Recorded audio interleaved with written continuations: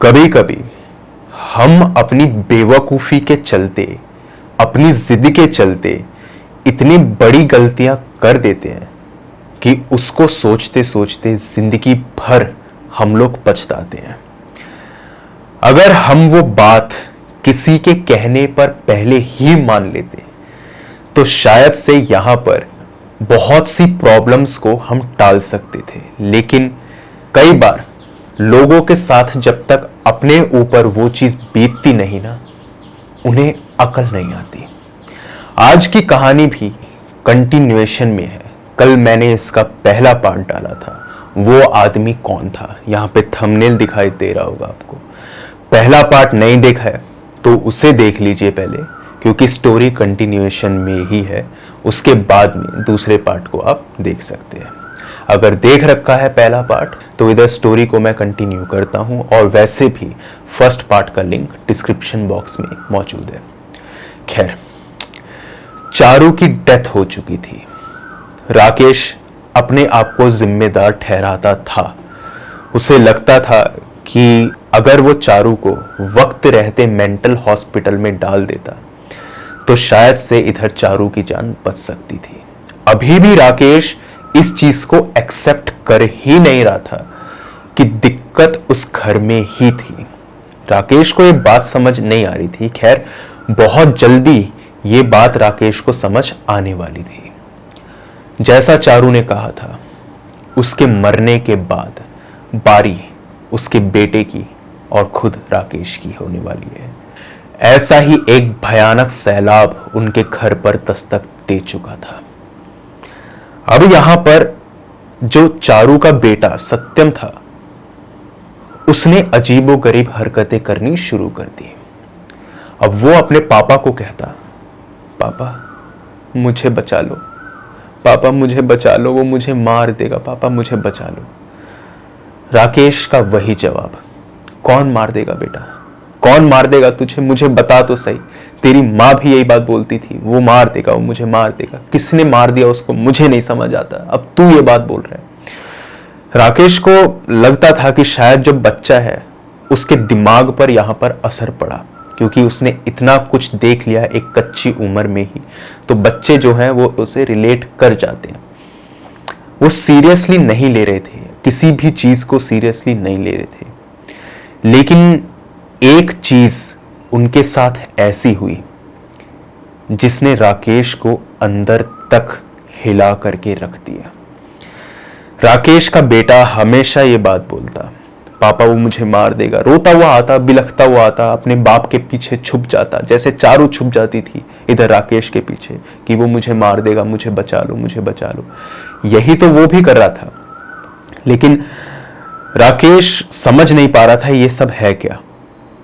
एक शाम उनका बेटा सत्यम भागता हुआ आता है और यही बात दोहराता है, मुझे बचा लो।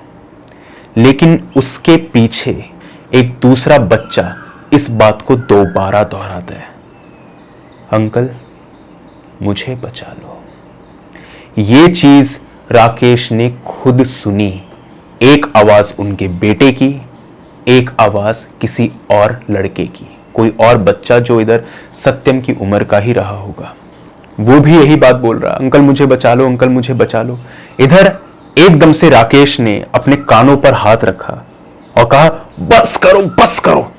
उन्होंने यही बोला कि इतने में सत्यम भी चुप, वो आवाज भी चुप। राकेश ने सोचा, जरूर ये एक ट्रॉमा है, मेरे साथ में इतना कुछ हुआ है और कहते हैं कि अगर पागलों के साथ में रहोगे तो पागल ही हो जाओगे। मेरी बीवी के साथ ये सब कुछ हुआ और इसी के चलते शायद इसका बुरा असर मेरे बेटे पर और मुझ पर भी पड़ रहा है। और सेम सिनेरियो जो इधर चारू के साथ हुआ था वो अब राकेश के साथ होने लगा। राकेश एक बार हॉल में बैठा था, उसे दिखता है कि एक बच्चा कुछ सत्यम की हाइट का ही उनके पास भागता हुआ आया और उनसे लिपट गया। मैंने बताया था आपको फर्स्ट पार्ट में भी कि बच्चे की हाइट एक एडल्ट ह्यूमन बीइंग से थोड़ी कम होती है, वेस्ट के नीचे नीचे ही।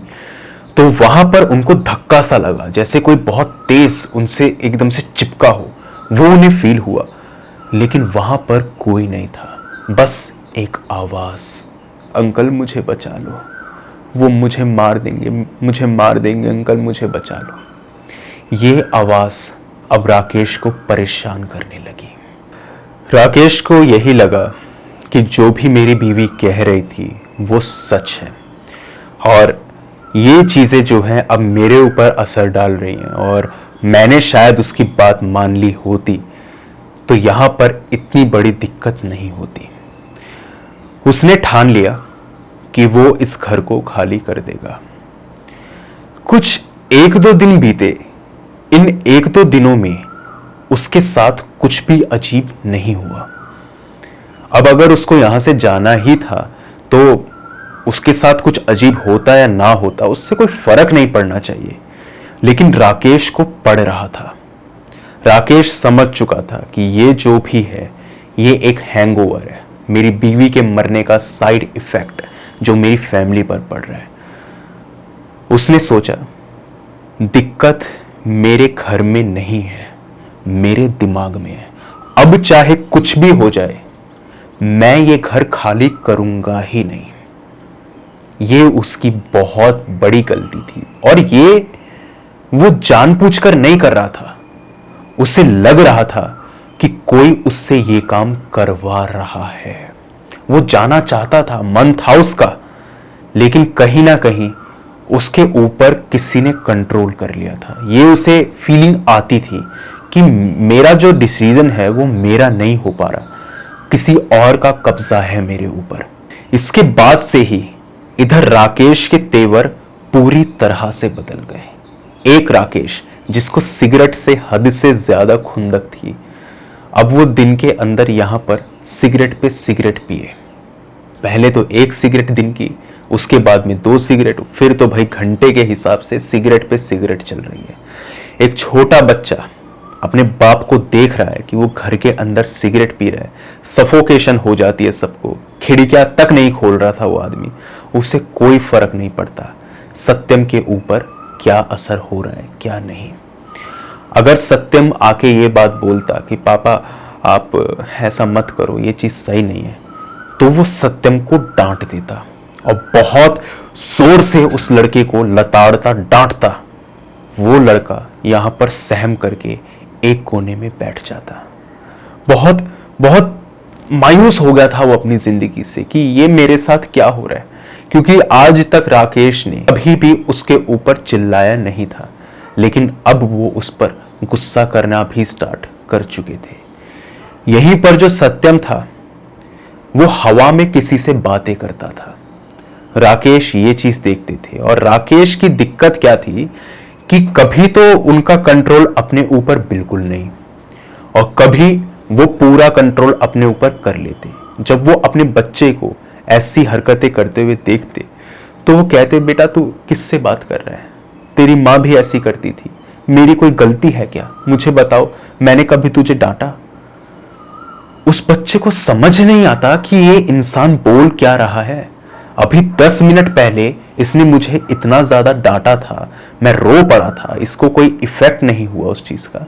अब ये मुझे ऐसे बोल रहा है जैसे इसको कुछ याद ही ना हो।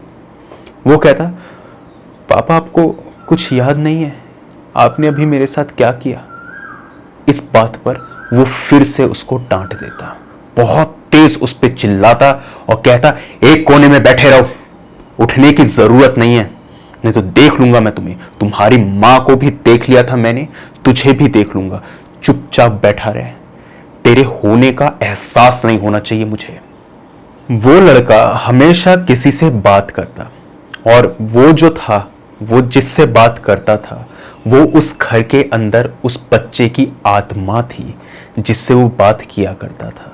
वो आत्मा उसे कहती थी कि ये जो इंसान है ये तुझे मार डालेगा, तुझे छोड़ेगा नहीं है, क्योंकि तेरा बाप जो है वो पागल हो चुका है, तुझे यहां से भागना होगा। उस लड़के से वो बात करता, उसको बस वो हमेशा अपने पास में ही दिखता कि जैसे वो जिंदा हो। सत्यम को तो मालूम भी नहीं था कि वो एक आत्मा है। इसका राज तो खैर बाद में खुलता है। राकेश की हालत ऐसी हो चुकी थी कि सत्यम बीमार हो, ठीक हो, स्कूल जा रहा है, नहीं जा रहा है, खाना खा रहा है या भूखा ही सो जा रहा है, उसे फर्क नहीं पड़ता था। उससे इस बात से कोई लेना देना था ही नहीं। सत्यम कई बार कहता, पापा भूख लगी है, कुछ बना दो। राकेश को कोई फर्क ही नहीं। वो गुस्से भरी नजरों से उसकी तरफ देखता और ऐसे देखता कि मानो उस बच्चे को वो खा जाएगा। बच्चा डर करके वापस अपने कमरे में चला जाता। राकेश लगातार सिर्फ सिगरेट पे सिगरेट पीता और इधर उसने एक टोपी भी पहननी शुरू कर दी थी। उसको टोपियां पहनने का कोई शौक नहीं था। एक राउंड टोपी होती है ना, बिल्कुल इधर कहते हैं ना ब्राउन कलर की राउंड टोपी, वो पहनता था वो, और इधर सिगरेट मुंह के अंदर उसके रहती थी। ये सत्यम ने देखा और उसको दिख रहा था कि उसके बाप के तेवर इधर लगातार बदल रहे हैं। राकेश लगातार कहता, बेटा मुझसे कोई गलती हो गई, मैंने तुझे डांट दिया, तू मुझसे बात क्यों नहीं करता। उसे समझ ही नहीं आता कि अभी इस इंसान को क्या हुआ। और वो कहता, पापा मुझे भूख लगी है, मुझे कुछ खाने को दो या मुझे स्कूल छोड़ाओ। तो वो उस पर चिल्लाता, चुप, यही काम है मेरे, मैं तुझे स्कूल छोड़ूंगा, यही काम रह गए। उस पर चिल्लाता, जा अपने कमरे में जाके बैठ। बड़ी अजीब सी बात थी, ये चीज नॉर्मल नहीं थी। राकेश के साथ जब ये सब कुछ हुआ, राकेश को समझ आ चुका था कि अब मेरे को घर खाली करना ही है। लेकिन फिर भी वो एक पंडित से कंसल्ट करना चाहता था कि ये उसके दिमाग की बीमारी तो नहीं, या उसे क्या पता एक साइकाइट्रिक हेल्प चाहिए हो। पहले वो साइकाइट्रिस्ट पर नहीं गया। उसने सोचा पहले मैं पंडित से बात करूंगा, अगर मुझे जवाब मेरे हिसाब का नहीं मिला तो मैं वहां जाऊंगा। उसको जवाब भी अपने हिसाब का ही चाहिए था। पंडित आया। पंडित आकर के साफ एक बात बोल देता है, आपके घर के अंदर 2 आत्माओं का बसेरा है। इनमें से एक आत्मा इतनी भयानक है कि वो पूरे परिवार को खत्म करने की क्षमता रखती है और दूसरी आत्मा परिवार को बचाना चाहती है। मेरी बात मानिए, जितनी जल्दी हो सकता है। इतना ही बोला बस पंडित ने। इतने में राकेश बोले, बस बस बस बस, मुझे लग रहा था मेरी बीवी सही कहती है, इस घर के अंदर कोई तो लफड़ा है, कोई तो दिक्कत है। मैं टाइम वेस्ट नहीं करूंगा, मैं कल ही इस घर को खाली कर दूंगा। पंडित कहता है, मेरी बात सुनिए, पूरी बात सुनिए आप, मैं क्या कहना चाहता हूं। उसने कहा, नहीं पंडित जी, मुझे कोई बात नहीं सुननी। मैं जानता था कि दिक्कत मेरे दिमाग में नहीं है, इस घर में ही है। मेरे बच्चे को भी मैं देखता हूं, हर कोई तो पागल नहीं हो सकता। मैं इस घर को खाली कर रहा हूं। पंडित कहता है, आप मेरी बात नहीं सुन रहे, मेरी बात सुनोगे तो आप निष्कर्ष तक पहुंच पाओगे। वो नहीं सुनता और कहता है, ये लीजिए आपकी फीस और आप जाइए। पंडित को बुरा लगता है कि ऐसे उसकी इंसल्ट की गई। अगले दिन घर खाली करके वो चला जाता है। उसने मकान मालिक से तक नहीं पूछा कि भाई आखिर इसका राज क्या था, इसकी हिस्ट्री क्या थी। वो जानना ही नहीं चाहता था। वो चाहता था कि मैं घर खाली करूं और यहाँ से चला जाऊं। वो चला गया और नए घर में जब वो शिफ्ट हुआ, राकेश को ऐसा लगा कि अब तो सब कुछ ठीक, लेकिन ऐसा नहीं होने वाला था। दिक्कत इस नए घर के अंदर और बढ़ गई। अभी तक जो राकेश सिर्फ सिगरेट पीता था, अब उसने शराब पीनी भी शुरू कर दी। वो शराब भी पीता, वो जुआ भी खेलता, वो इधर बार में भी जाता, वो अपनी रातें दूसरी लड़कियों के साथ में भी बिताता। वो सारे काम करता जो एक परिवार वाला इंसान आम तौर पर नहीं करेगा। वो सब कुछ राकेश करा करता था। नए घर पे आके कोई ज्यादा टाइम नहीं लगा उन्हें, यही चीजें लगातार कंटिन्यू होती रही। जैसे कि अगला दिन उस पुराने घर में कंटिन्यू होता, वैसे ही नए घर के अंदर ये सिलसिले लगातार अपना जोर पकड़ते चले गए। राकेश इस चीज को समझ रहे थे कि कोई दिक्कत है, लेकिन ये जो समझ थी, जो कंट्रोल था, वो धीरे धीरे करके और कम होता चला गया। वो एक अलग ही पर्सनैलिटी बनते गए जो वो कभी बनना नहीं चाहते थे। एक राकेश जो बहुत जॉली था, अपनी वाइफ को बहुत टाइम देता था, केयरिंग था, अपनी वाइफ को इधर स्प्लिट पर्सनैलिटी की बीमारी को ठीक करवाया और अपने हिसाब से जो कर सकता था वो किया, जो उसको ठीक लगा। लेकिन यहां पर वो कंप्लीटली चेंज्ड मैन हो चुका था कुछ 2-2.5 महीने के अंदर अंदर ही। अब तो आलम ऐसा था कि अपने आप को ब्लेड से काट लेता, अपने सर पर बियर की बोतल तोड़ लेता, बहुत बियर पीता, बहुत सिगरेट पीता, यही खाना पीना था उसका, इसके अलावा कुछ नहीं। लड़का उसका जिंदा भी है कि मर गया कोई फर्क नहीं, बच्चे को कुछ खाने को मिला पूरे दिन में तो ठीक, नहीं तो 1-1, 2-2 दिन वो बच्चा ऐसे ही भूखा रहता और ऐसे ही सो जाता। इसी के साथ में जो उसकी सास थी वो उससे मिलने आती थी, पहले आया करती थी, लेकिन उसने ये बात बोल दी कि माँ जी, जब से चारू की डेथ हुई है मुझे थोड़ा टाइम चाहिए, मैं किसी से मिलना नहीं चाहता। बाहर के लोगों से उसने कांटेक्ट काट दिया, धीरे धीरे करके कटता चला गया। सास को लगता था मेरा दामाद हीरा है, मेरी पागल बेटी को झेला, लेकिन सच्चाई से वाकिफ नहीं थी वो। एक रात उसका बेटा बहुत ज्यादा चिल्ला रहा था, उसको यहां पर कोई तकलीफ थी, कह रहा था पापा मेरे पैर में दर्द हो रहा है। वो यहां पर जाता है और दवाई की जगह एक स्क्रू ड्राइवर लेकर आता है और भागता हुआ अपने लड़के की तरफ जाता है और एकदम से स्क्रू ड्राइवर ऐसे उठाता है और वहीं उसे होश आता है, ये मैं क्या कर रहा हूं, मैं तो ऐसा नहीं था और ये चीज तो मैं कभी कर ही नहीं सकता। मेरा बेटा दर्द में करहा रहा है, मैंने स्क्रू ड्राइवर पकड़ रखा है, मैं उस पर अटैक करने वाला हूं। वो वही स्क्रू ड्राइवर को नीचे फेंकता है और फटाफट से कोई दवाई लेकर आता है और बच्चे की मरहम पट्टी करता है और बहुत रोता है, एक कोने में बैठकर रोता रहता है। उसे समझ नहीं आ रहा था कि वो क्या करे, किस पर जाए, किससे बात करे। अगले दिन उसका दोस्त उससे मिलने आता है क्योंकि उसने ये सारा इंसिडेंट अपने दोस्त को बताया। दोस्त मिलने आता है, लेकिन इस वक्त पर राकेश एक कंप्लीटली अलग पर्सनैलिटी में था। दोस्त मिलने आया, उस दोस्त को उसने बहुत उल्टा सीधा सुनाया, माँ बहन की गालियां दी, पीटने तक वाला था, पीट भी दिया था, एक थप्पड़ भी रसीद कर दिया। वो तो जो दोस्त था उसमें थोड़ी इंसानियत थी और उसने यही सोचा कि ये इंसान पागल हो चुका है, इसके अंदर अकल नहीं है, समझ नहीं है, इसको अकेला छोड़ना ही काफ़ी है। राकेश ये नहीं चाहता था, लेकिन कोई जान पूछ करके उससे ये सारे काम करवा रहा था। राकेश बहुत परेशानी में था, बेटा उसका दिन प्रतिदिन कमज़ोर होता जा रहा था और उसको लगातार अपने बेटे को देख के बस यही लगता था कि मैं इसे जान से मार डालूं। अभी तक तो सिर्फ खुंदक थी, लेकिन अब ये फीलिंग अंदर डेवलप हो चुकी थी कि मैं इसे मार डालूं, ये मरना डिजर्व करता है, जिंदा रहना नहीं। एक आवाज 24 घंटे राकेश के कानों में गूंजती, मार दो या मर जाओ, मार दो या मर जाओ, मार दो या मर जाओ, मार दो या मर जाओ। ये उसे लगातार सुनाई देता पूरे दिन। वो कहता भी बस करो, मैं नहीं सहन कर सकता, लेकिन कोई असर नहीं, उससे तो बस वही आवाज सुनाई देती। और इसी के चलते शायद स्क्रू ड्राइवर लेकर वो अपने बेटे पर हमला करने चला था। उसे लगता था कि अगर मैं ऐसा करूंगा तो मेरी सारी तकलीफें दूर हो जाएंगी।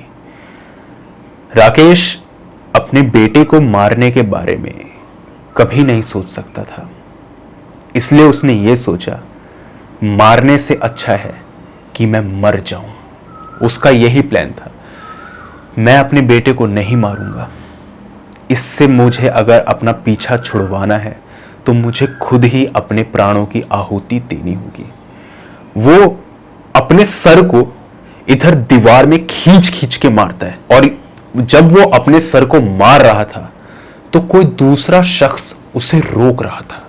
वो नहीं चाहता था कि राकेश ऐसा करे। वो कह रहा था, पहले खुद नहीं, पहले इसे मार। ये मरेगा तभी तुझे शांति मिलेगी। इसे मार दे, उसके बाद तू खुद मर जा और देख कितना सुकून है। जिस दिन ये सब कुछ हुआ, उसी दिन राकेश ने ठान लिया कि मैं वापस से उस पंडित के पास जाऊंगा और अपना इलाज करवाऊंगा। इसका इलाज किसी डॉक्टर के पास नहीं है। अगर मैं डॉक्टर के पास गया तो मेरी हालत मेरी बीवी वाली ही होगी और शायद से मैं अपने बेटे को जान से मार डालूं। यह सोचना ठीक था उनका, लेकिन उसी रात अचानक से एक आवाज से उनका ध्यान टूटता है। एक आवाज आई, पापा ये क्या कर रहे हो? वो देखता है वो एक स्टूल पे चढ़ा हुआ है। पंखे के ऊपर फांसी का फंदा है और फांसी का फंदा उसके गले के आसपास लिपटा हुआ है। वो फांसी पे लटकने वाला था और उसको कोई होश नहीं कि ये चीज आखिर हुई कैसे, क्योंकि राकेश तो सो रहा था। उसे बहुत बहुत बुरा लगता है कि ये मेरे साथ क्या हुआ। रोता है वो, मैंने क्या कर दिया, मुझे अपनी बीवी की बात मान लेनी चाहिए थी, मुझे ऐसा नहीं करना चाहिए था, मैं ये क्या करने वाला हूँ। लेकिन अचानक से दोबारा से वो इधर फांसी का फंदा गले में डालता है और इधर लटकने ही वाला होता है कि जो उसका बेटा होता है वो आकर के अपने बाप के सर पे एक डंडा मारता है और राकेश बेहोश। राकेश को कुछ नहीं पता आगे क्या हुआ।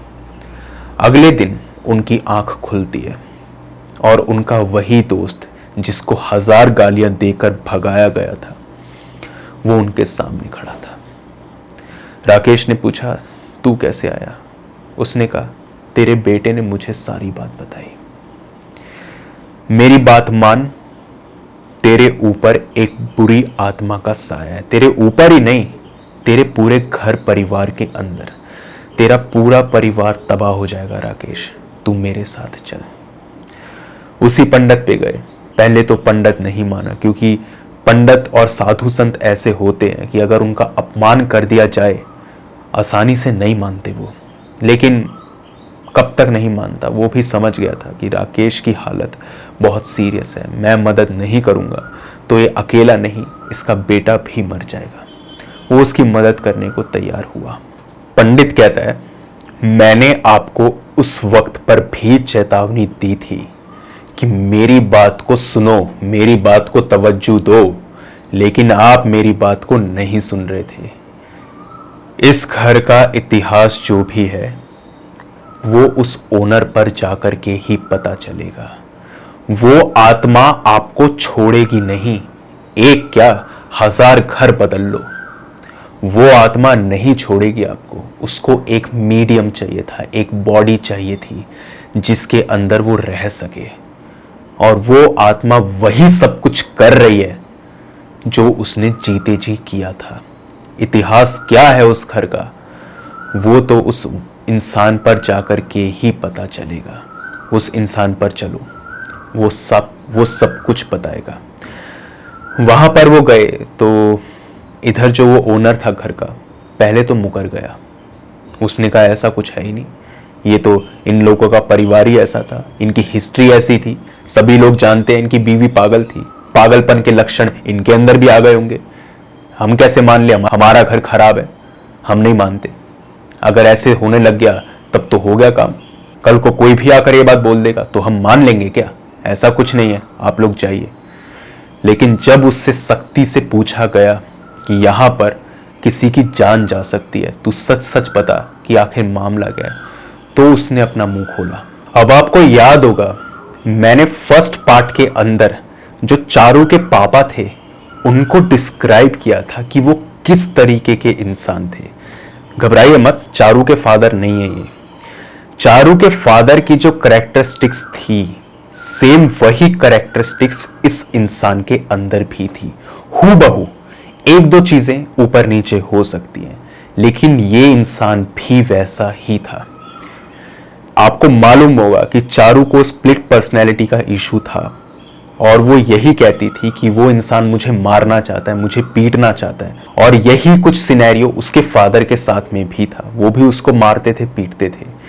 तो बहुत मुश्किल था डिफरेंशिएट करना कि पागलपन है या फिर सही में कोई मेंटल इलनेस। लेकिन यहाँ पर आकर के उस इंसान ने बताया, कुछ वक्त पहले यहाँ पर एक फैमिली रहा करती थी, 3 ही सदस्य थे। जैसे राकेश की फैमिली में 3, वैसे ही उधर भी 3। वो आदमी जो था वो साइको था। वो किसी काले जादू में इन्वॉल्व नहीं था।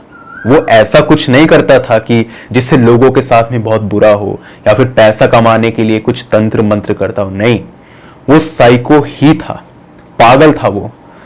उसे अपने बच्चे से हद से ज्यादा खुंदक थी। जैसे चारू के फादर को चारू से थी, वैसे इसको भी अपने बेटे से बहुत खुंदक थी। ये उस बच्चे को मार देना चाहता था।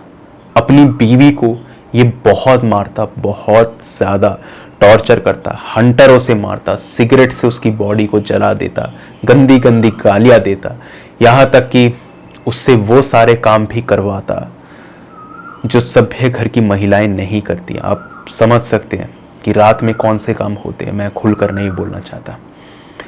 इस तरीके के वो काम भी करवाता उससे, और ये चीज़ें उसकी बीवी डेली बेसिस पे देखती।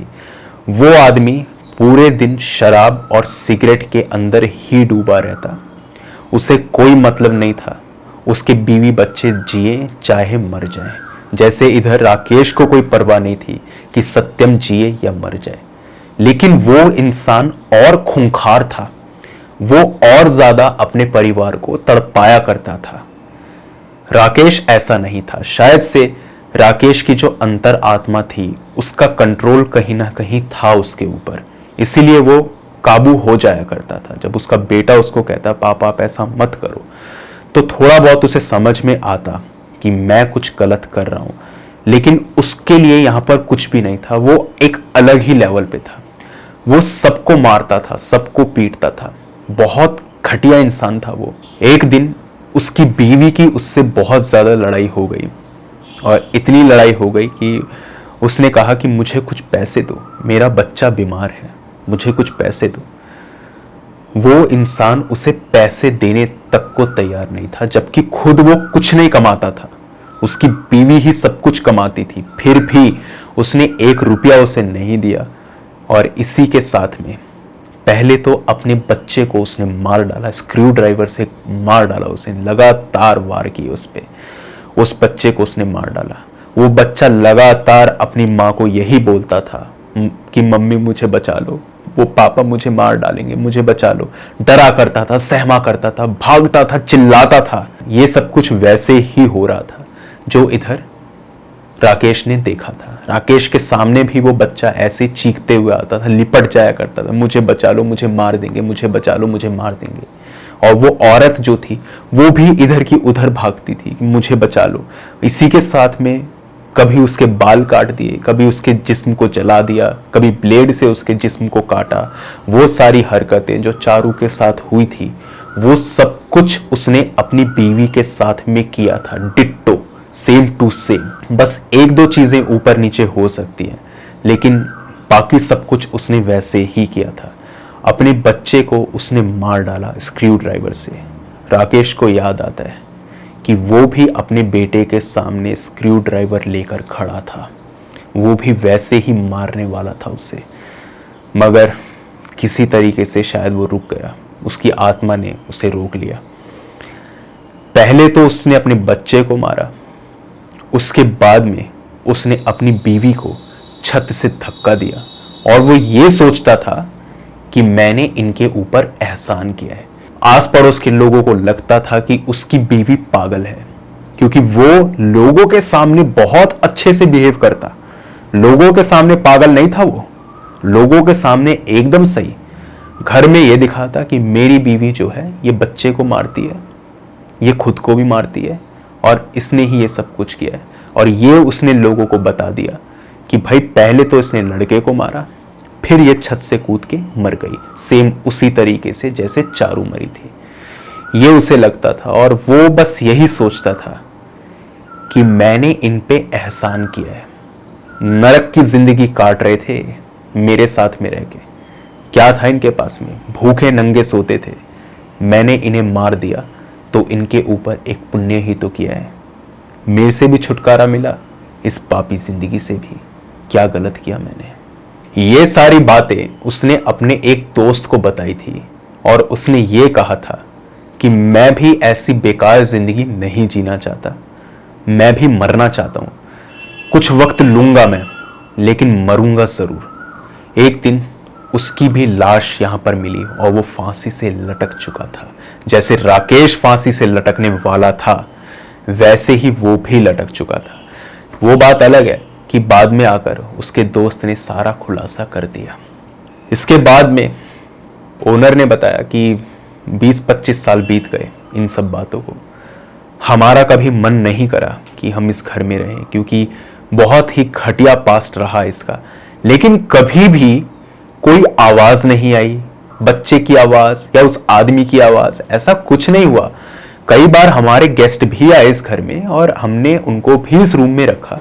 बस ये कहते थे कि ऐसा लगता है कि कुछ है, कुछ तो है जो हमें नहीं दिख रहा, लेकिन इस घर में कुछ है। 2-3 दिन जब वो लोग रहे इसके अंदर, भी उन्हें ये चीज लगी। उसके बाद उन्होंने सोचा कि ये पता नहीं श्रापित है भी कि नहीं है। शुद्धिकरण तक नहीं करवाया उन्होंने, करवा लेते तो शायद प्रॉफिट में रहते। उन्होंने इस घर को ऐसे ही छोड़ दिया और उसके कुछ 25 साल के बाद में रेनोवेट करा करके इस घर को राकेश और चारू को किराए पर दे दिया। लैंडलॉर्ड कहता है कि ये जो भी हुआ है, इसके बाद से हम कभी भी किसी को ये मकान किराए पे नहीं देंगे। आप कोई पुलिस कंप्लेंट मत कीजिए। ये घर जो है ये शापित है। ये खबर अगर आसपास फैल गई ना तो बहुत बदनामी होगी हमारी। 20-25 साल में यहाँ के जितने भी लोग रहा करते थे वो सब चले गए। कुछ नए लोग यहाँ पर आ गए, कुछ पुराने परिवार ही हैं जो यहाँ पर रहते हैं। लेकिन प्लीज किसी को आप कुछ बताइएगा मत। और मेरी विनती आपसे, इतने में ही राकेश यहाँ पर हंसने लगता है और वो कहता है, जो भी हुआ ना वो बहुत अच्छा हुआ। इसकी बीवी के साथ में ऐसा ही होना चाहिए था। ये औरत इतनी घटिया चीज होती है कि इसको सिर्फ पांव की जूती बना के रखो। मैंने तो एहसान किया है, इसकी पागल बीवी को मुक्त कराया है और इसका बच्चा हर वक्त रोता रहता है, हर वक्त चीखता रहता है, हर वक्त खाना मांगता है। मैंने क्या गलत किया? तुम सब देखो, इसको तो मैं वैसे ही मारूंगा। पंडित जानता था ये कुछ नहीं कर सकता, ये अब हमारे आसपास ही है, कुछ नहीं कर पाएगा, ये चाह कर के भी कुछ नहीं कर सकता। तो पंडित यहाँ पे कहता है कि उसे एक मीडियम की जरूरत थी, मीडियम उसने लिया। लेकिन एक बात समझ नहीं आ रही, उसकी बीवी की जो मृत्यु हुई थी वो वक्त से पहले हुई थी, उसे मुक्ति कैसे मिली? क्योंकि ना तो उस आदमी को मुक्ति मिली, ना उस बच्चे को मिली, उस औरत को मिल गई। ये कैसे? इधर वो लैंडलॉर्ड कहता है कि उसे कैंसर था 4th स्टेज का। इस घर में रहते हुए उसे कैंसर हो चुका था और वो बढ़ता ही चला गया। पंडित समझ गया था कि उसका वक्त इतना ही लिखा था, तो अगर वो उसको मारता भी नहीं तो भी कुछ 1 महीने के अंदर अंदर ही वो मर जाती, क्योंकि आज से 25-30 साल पहले इन बीमारियों का इलाज उस लेवल पे नहीं था जिस लेवल पे आज हो पाता है। तो पंडित ने कहा इसीलिए शायद उसे मुक्ति मिल गई। लेकिन बच्चे की जो आत्मा होती है वो इतनी नाजुक होती है कि उसे समझ नहीं आता कि वो मुक्त कैसे हो। उस बच्चे की कोई गलती नहीं है, वो आज भी इस घर में रहता है, वो किसी को परेशान नहीं करना चाहता। वो बस ये चाहता है कि कोई उसका साथ दे, कोई उसे बचा ले। वो अपने बाप से आज भी खौफ खाता है। उसका बाप मरने के बाद उसे कोई प्रताड़ना नहीं दे सकता, उसे मार नहीं सकता, लेकिन डर है उस बच्चे में, वो हमेशा डरेगा। और ये आदमी जो है ये मुक्त नहीं हो सकता, क्योंकि इसने इतना घटिया काम करा है और ये इसी धरती पर यहाँ पर भटक रहा है। इसे मुक्त कराना बहुत जरूरी है। इसे मुक्त करा दिया गया तो बच्चे की भी मुक्ति हो ही जाएगी, वो कोई बड़ी बात नहीं है। तो पूछा गया कि भाई क्या प्रोसीजर है मुक्ति का। राकेश अभी भी हंस रहा था, लेकिन वो किसी को मार पीट नहीं रहा था। उसे पकड़ के बांध के बिठा दिया गया। पंडित के पास कुछ इलाज था। उसने कहा कि पहले तो उस आत्मा को इसके अंदर से निकालना होगा। आत्मा निकालनी ज्यादा दिक्कत वाली बात नहीं है। उसने यहाँ पर कुछ उसके टीका लगाया, इसी के साथ साथ चावल के दाने उसके ऊपर फेंके, और यहाँ पर जो दूध होता है जो शिवलिंग पे चढ़ाया जाता है, चढ़ाने के बाद जो दूध इधर निकलता है, वो दूध उसने उसके मुंह के अंदर कुछ 2-3 बूंद डाला।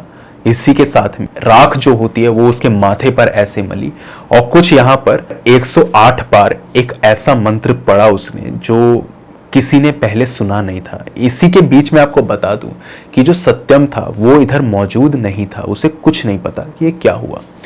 उसने ये सब कुछ पढ़ा, और इसी के बीच में जो इधर उसकी बॉडी थी, राकेश की बॉडी, वो लगातार झटके खा रही थी, कांप रही थी, और वो इधर ऐसे मुंह हिला रहा था जैसे किसी ने उसको जहर खिला दिया हो। वो दूध को वो बाहर निकालना चाहता था, जहाग भी निकल रहे थे उसके मुंह के अंदर, आंखें उसकी चढ़ चुकी थी, बहुत तेज वो सांसें ले रहा था, और इधर हाथ पैर को पटक रहा था, लेकिन ऐसा नहीं कि उड़ना शुरू हो गया हो या फिर कुछ ऐसा कर रहा हो, ऐसा कुछ नहीं था। ये सब कुछ हुआ, और अचानक से उन्हें दिखा कि उसकी बॉडी हल्की सी लेविटेट करी। लेविटेट इन द सेंस कि जो उसके पैर हैं वो थोड़े से ऊपर की ओर हुए, और उसके हाथ जो है उसके बल वो ऐसे ऊपर की ओर हुआ, और उसके बाद में अचानक से उसकी बॉडी नीचे गिरी। उड़ा नहीं था वो, हवा में नहीं उड़ा था, अपने हाथ पैरों के बल से ही उसने अपने आप को ऊपर उठाया। कुछ 10 सेकंड तक वो ऐसे रहा। उसका मुंह जो था वो वाइड ओपन हो चुका था, आंखें पूरी फट गई थी, उसकी बड़ी बड़ी आंखें हो गई थी। अचानक से उसके मुंह के अंदर से एक काला धुआं निकला, वो जमीन पर गिरा बेहोश। पानी वानी मारा गया उसको। उसके बाद में वो जब होश में आया तो उसे बताया गया कि यहां पर क्या क्या हुआ। राकेश को बहुत गुस्सा आया, पहले तो अपने आप पर कि ये मैंने क्या कर दिया। मैंने अपनी बीवी की बात मान ली होती तो शायद मैं बच जाता। पंडित ने कहा मान भी लेते तो भी ये चांसेस कम ही थे कि तुम्हारी बीवी बचती, क्योंकि वो इंसान जो था वो तुम्हारे जिस्म पे ही काबू करना चाहता था, और वो उसने किया भी। शुरुआत से ही वो ये चाहता था, और मरने के बाद में ये प्रोसीजर ज्यादा बढ़ गया। हाँ, अगर तुम दूसरे घर में जाते और उसके बाद में भी ये चीज चलती और तब तुम किसी पंडित पर जाते तो शायद से तुम्हारी बीवी बच सकती थी, बचाया जा सकता था उसे। लेकिन इस घर में रहते हुए तो नहीं, क्योंकि जब से तुम इस घर में आए हो तुम उसके शिकार थे। राकेश ने कहा मुझे उससे बदला लेना है। उसने मेरे घर को तबाह कर दिया, मेरी पूरी जिंदगी बर्बाद कर दी, मुझे पागल बना दिया। मेरा बच्चा मरने वाला था, मैं उसे छोड़ूंगा नहीं। पंडित ने उसे समझाया और कहा कि ऐसा नहीं होता, और अगर तुम ऐसा करना चाहोगे तो इसमें तुम्हारा ही नुकसान है। आत्मा को मारा नहीं जा सकता, उसे सिर्फ मुक्त कराया जा सकता है, इधर से उधर भेजा जा सकता है। आत्मा मरती नहीं है। ये तो गीता में भी लिखा है कि आत्मा जो है वो एक शरीर से दूसरे शरीर में चली जाती है। यही पंडित ने भी बोला कि आत्मा नहीं मरेगी। ये सबसे बड़ा पागलपन होगा अगर तुम उससे बदला लेना चाहोगे तो। ऐसा मत करो, उसको बस यहाँ पे मुक्त हमें कराना है। पंडित ने कहा देखो, वो तुम्हारे जिस्म से चला गया लेकिन उसकी मुक्ति नहीं हुई। वो बहुत जरूरी चीज है, उसकी मुक्ति हमें करानी है। और उसकी मुक्ति कराने का सबसे आसान नियम यही है कि इधर एक हवन कुंड बनाया जाए, वहां पर हवन की सामग्रियां लाई जाए, और उस इंसान से जुड़ी जो भी चीजें इस घर में मौजूद हैं उसे जला दिया जाए। इस घर का इंटीरियर तक भी जला दिया जाए, क्योंकि उधर काफी ज्यादा वुडन वर्क हो रखा था और वो सारा वुडन वर्क पहले का ही था। तो उसने कहा कि जो भी चीजें हैं इस घर की जला दो, दीवारों को छोड़ करके। सारा सामान लगभग जला दिया गया, और कुछ यहाँ पर ड्रॉर्स थी जो कभी खुली नहीं थी, कभी इधर राकेश और चारू ने भी नहीं खोली थी। उस ड्रॉर को खोला गया, उसके अंदर से उनकी फैमिली फोटो निकली और बहुत सी ऐसी चीजें निकली, नोटबुक निकली जिसके अंदर उस आदमी ने ये प्लानिंग कर रखी थी कि मुझे कब अपनी बीवी को मारना है, ये सब कुछ उसने लिखा था कि दिन प्रतिदिन मुझे इनसे खुंदक हो रही है, मैं इन्हें जान से मार देना चाहता हूं, ये लोग इस दुनिया में जीना डिजर्व नहीं करते। ये सब कुछ लिखा था। पेपर बहुत पुराना था, कुछ 25 साल पुराना पेपर, और ये सब कुछ उधर लिखा था। अपने बेटे से कितनी खुंदक खाता था वो, ये सब कुछ लिखा था। और ये भी लिखा था उसने कि मैं कब और कैसे इनको मारूंगा। ये सब कुछ जो वो पढ़ते हैं उनके होश उड़ जाते हैं कि ये क्या है। सारा सामान वो जला रहे थे। वो डायरी जब वो जलाने जा रहे थे, वो डायरी जो थी उनके हाथ में आई नहीं रही थी। लगातार वो डायरी जो थी वो फिसले जा रही थी, और उस डायरी को जब वो पकड़ते तो ऐसा लगता कि कोई उस डायरी को पकड़ के खींच रहा है, दूसरी तरफ से खींच रहा है, जैसे वो देना ना चाहता हो। फिर भी उस डायरी को इधर फेंकते हैं वो, और इतने में एक बहुत तेज चीख उन्हें सुनाई देती है। बहुत तेज कोई चीख रहा था। घर के सारे दरवाजे जो बंद थे, जो पंडित ने बंद करवाए थे, अचानक वो खुल गए। सारी खिड़कियां बजने लगी, धड़ धड़ धड़ धड़ धड़, बहुत तेज बज रही थी। हवन कुंड की जो आग थी मानो वो बुझने वाली थी। सब लोगों ने उसे प्रोटेक्ट किया, उसे मतलब बुझने नहीं दिया, क्योंकि अगर वो बुझ जाती तो शायद से वो आत्मा यहां पर कभी भी मुक्त नहीं हो पाती। इसी के साथ में राकेश, उनका दोस्त, वो लैंडलॉर्ड और वो पंडित, ये चारों लोग उस शख्स को वहां पर खड़ा हुआ देखते हैं। एंट्रेंस पे वो खड़ा था, सिगरेट उसके मुंह के अंदर थी। उसने सिगरेट को जमीन पे पटका, उसको पैरों से कुचला, अपनी टोपी को उसने उतारा और बुरी तरह यहां पर घुर्रा रहा था। बहुत ज्यादा गुस्सा था उसके मन के अंदर, और वो लगातार यहां पर पंडित को देख रहा था, उसे गालियां बक रहा था और कह रहा था, मैंने तेरा कुछ नहीं बिगाड़ा था, तूने ये सही नहीं किया, अब तू देख मैं तेरा क्या करता हूं। वो पंडित की तरफ चीखता हुआ भागता हुआ आ रहा था बहुत तेज। पंडित ने अपने आप को भी चोटिल कर लिया। उसने उस हवन कुंड के अंदर जो राख पड़ी थी, उस गर्म राख को उठाया, अपने हाथ से उठाया, उसका हाथ भी जल गया था, वो उठाया और राइट हैंड से इधर उस साए पर फेंक के मारा। जैसे उसने वो फेंका, वो एकदम से बहुत तेज चिल्लाया, और उस घर से एक काला धुआं बाहर जाता हुआ उन्हें दिखाई दिया। इसी के साथ में जो हवाएं चल रही थी बिल्कुल बंद, क्योंकि बाहर कोई हवा नहीं थी, अंदर कैसे होती।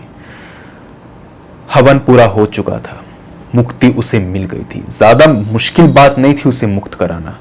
अगर राकेश पहले ये बात समझ जाते तो शायद से वो अपनी बीवी को बचा लेते। ये सब कुछ जब हुआ तो राकेश टूट गए, क्योंकि उन्होंने देखा कि जो उनकी बीवी बोल रही थी वो कोई मजाक नहीं था। सच में एक बहुत ही वाहियात आत्मा, एक घटिया इंसान यहां पर बसा हुआ था, जो इधर उनके पूरे परिवार को खत्म कर देता। पंडित ने कहा, आप अभी के अभी अपना सारा सामान पैक कीजिए और इस घर में आइए। राकेश ने कहा, ऐसा क्यों? उसने कहा, देखिए, मुक्ति उसकी हो चुकी है, लेकिन कभी कभार ये आत्माएं जो होती हैं ये धोखा दे जाती हैं। ये ऐसी जगह पर फंस जाती हैं जहां पर इनकी मुक्ति ठीक से हो नहीं पाती, और अगर नहीं हो पाएगी ना तो ये वापस उधर ही आएगी जहां से ये निकली है। उसने कहा, आप सामान पैक कीजिए, 1 महीना यहां पर रहिए, अगर कुछ होना होगा तो 1 से 2 दिन के अंदर हो जाएगा। और राकेश के दोस्त को भी यहां पर रखा गया कि तुम भी रहो, कहीं अगर राकेश के साथ कुछ हुआ तो तुम उसे संभाल सको। 1-2 दिन क्या, 6 महीने वो वहां पर रहे। उस घर में कुछ भी अजीब नहीं हुआ, वो आवाजें बंद हो चुकी थी। पंडित से उन्होंने पूछा कि उस बच्चे की मुक्ति का क्या? पंडित ने कहा, वो बच्चा सबसे पहले मुक्त हो गया जब हमने इधर हवन को जलाया था, और जैसे ही हमने मंत्र पढ़ने शुरू किए थे वो बच्चा चला गया, क्योंकि उसको एक मीडियम चाहिए था, एक रास्ता चाहिए था जो कोई उसे दिखा पाता। वो चला गया था, और उसके बाद में दिक्कत बस उसके बाप की ही थी। वो नहीं जाना चाहता था, उसको यहीं रहना था। 6 महीना और रहे वो, और उसके बाद में कोई दिक्कत नहीं हुई। घर परिवार उनका वापस से इधर फलना फूलना शुरू हो गया। राकेश ने दोबारा कभी शादी नहीं करी और वो हमेशा कोसते रहे अपने आप को कि मैंने ऐसा किया। अपनी सास को भी उन्होंने बात बताई। सास भी जो थी वो गुस्सा नहीं हुई उनसे, क्या ही कर लेती वो, क्योंकि बहुत कुछ बीत चुका था। अपने बच्चे को वो आज भी प्यार करते हैं और अब तो खैर उसकी उम्र काफ़ी ज़्यादा हो गई, तो अब भी वो उसको प्यार करते हैं और उससे यही कहते हैं कि तुम्हारी वजह से मैं ज़िंदा हूँ, तुमने वहाँ पर अपनी इंटेलिजेंस दिखाई और उसी के चलते मैं बच पाया। इन सब चीज़ों के होने के बाद में कई बार इधर राकेश को अपनी बीवी का सपना भी आया है और वो जो थी वो काफ़ी खुश थी। वो यही कहती थी कि मैं पहले भी तुम्हें बचाना ही चाहती थी। जब तुम नए घर के अंदर गए थे मैं तब भी तुमसे सपनों में बात करना चाहती थी, लेकिन वो आत्मा मुझे तुमसे बात करने देती ही नहीं थी। राकेश को याद आता है कि कई बार उन्हें सपने में एक औरत के रोने की आवाज़ सुनाई देती थी। वो उनकी वाइफ ही थी जो उनसे बात करना चाहती थी, लेकिन राकेश के ऊपर उस इंसान का साया था जो कभी भी उनको ऐसा करने देता नहीं। वो इस चीज़ से बहुत खुश हुई और उसने कहा कि शायद तुम मेरी बात पहले मान लेते तो मैं बच जाती, लेकिन मुझे तुमसे कोई गिला शिकवा नहीं है। मैं जहाँ पर हूँ खुश हूँ और तुम भी खुश रहो, यही मेरी दुआ है। इसी के साथ में ये स्टोरी जो है यहीं पर एंड हो जाती है। अगर पहला पार्ट आपने नहीं देखा है तो लिंक डिस्क्रिप्शन में है, जाकर उसे भी चेकआउट कीजिए। आप मुझे ज़रूर बताइए आपको ये स्टोरी कैसी लगी और अगर आपके पास में भी कोई ऐसा ही हॉरर और क्रीपी इंसिडेंट है तो आप मेरे साथ शेयर कर सकते हैं मेरी जीमेल और इंस्टा आईडी पर। जीमेल आईडी यहाँ दिखाई दे रही होगी आपको और इंस्टा आईडी का लिंक डिस्क्रिप्शन बॉक्स में मौजूद है। दोनों ही प्लेटफॉर्म्स में से जिस भी प्लेटफॉर्म पे आप कंफर्टेबल हो वहाँ पे जाकर के अपनी स्टोरी मेरे साथ साझा कर दीजिए। और रिक्वेस्ट आपसे इतनी ही है कि जब भी अपनी स्टोरी को भेजें तो जितना डिटेल में हो सकता है उतना डिटेल में भेजिए, ताकि उन इवेंट्स को मैं उसी तमीज़ से आपके सामने रख सकूं जिस तमीज़ से आपने उन्हें मेरे सामने रखा है। टाइप करने में प्रॉब्लम है आपको तो वॉइस मैसेज के द्वारा भी अपनी स्टोरी इंस्टा पे मुझे आप सेंड आउट कर सकते हैं। तो ये मेरी एक छोटी सी गुजारिश है आपसे। बाकी आज की वीडियो के अंदर तो बस इतना ही था। अब मुझे दीजिए इजाज़त, मिलता हूँ जल्द ही आपसे एक अगली वीडियो में। तब तक के लिए टेक केयर, गुड बाय।